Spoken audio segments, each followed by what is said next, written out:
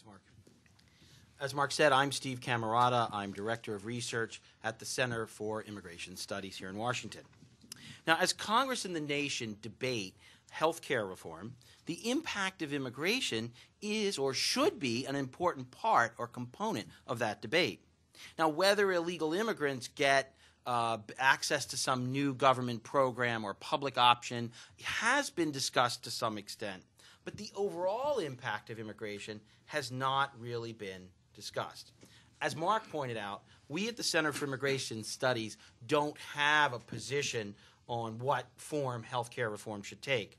I am personally sympathetic to some of the President's proposals, but that's not the focus of my discussion.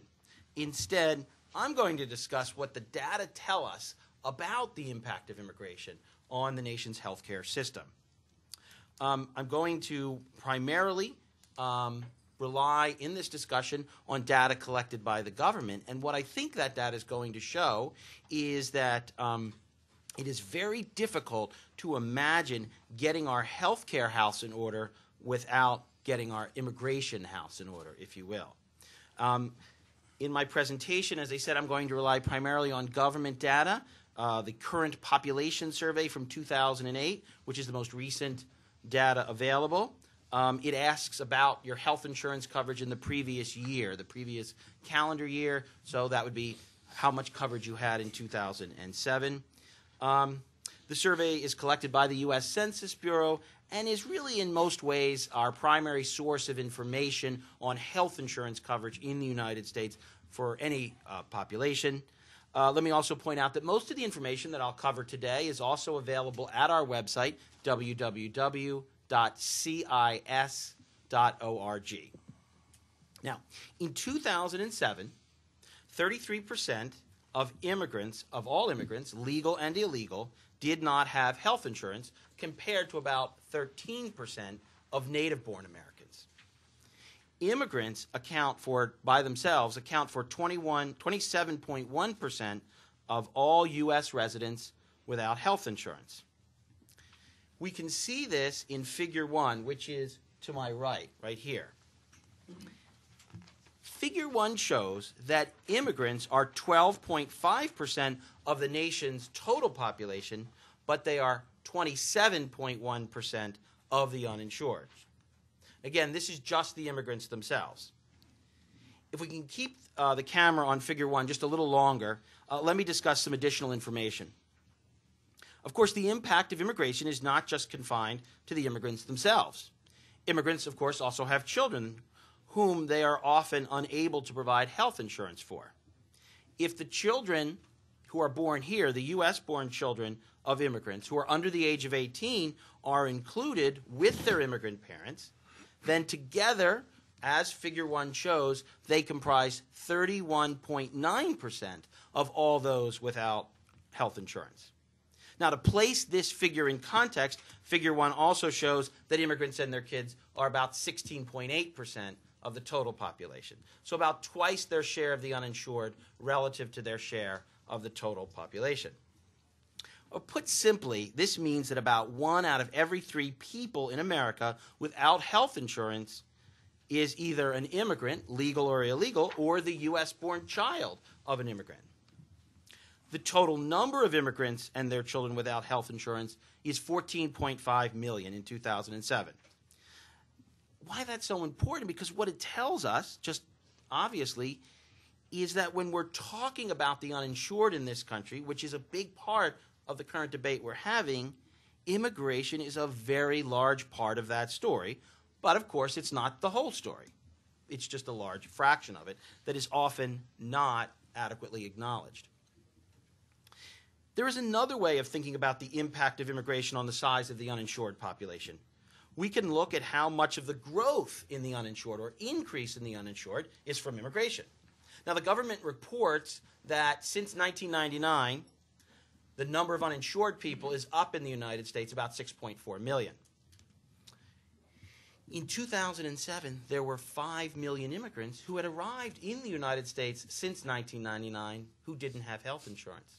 So if we just take the 5 million and divide it by 6.4 million, what we find is that 78% of the growth in the uninsured is attributable to these newly arrived immigrants, or it equals 78% of that growth. And if we add in their U.S.-born children who are uninsured, then that figure gets to be over 85%. In other words, if we had had no immigration after 1999, most of the growth in the uninsured would not have occurred. Now, immigration does not only impact the size of the uninsured population when we think about the healthcare system, it also plays a role in the Medicaid system. Medicaid is the primary government program that provides health insurance to people with low incomes. Now, it goes by different names. Like in California, you may have heard of Medi-Cal, but it's really just Medicaid. And in some parts, there's also a special program for children referred to sometimes as S-CHIP, but again, it's all Medicaid. So when we talk about here Medicaid, we're talking about the big program, whatever name we talk about it under. In 2007, 19% of immigrants and their U.S.-born children were on Medicaid. And we can actually combine the share who are on Medicaid with the share who are uninsured. And figure 2 over to my left has some pie charts that does that. What figure 2 shows is that 47.6% of immigrants and their U.S.-born children were either uninsured or on Medicaid. That means that almost half of immigrants and their children have no health insurance or have it provided to them by the government. In comparison, the bottom of figure 2 shows, if you could see it, and I don't know if you can, that about 25%, so about 1/4. So it's 1/2 of immigrants and about 1/4 of natives and their children don't have health insurance or have it provided by Medicaid. Now, the question you're probably all wondering is, why? Why are so many immigrants in the United States lacking in health insurance? The large share of immigrants without health insurance is partly explained by the large share who have very low levels of education. About 1/3 of all immigrants, legal and illegal, did not complete high school in their home country, which means that they typically work at jobs that don't provide insurance, and their resulting low incomes from their lower levels of education means that they often can't afford it on their own.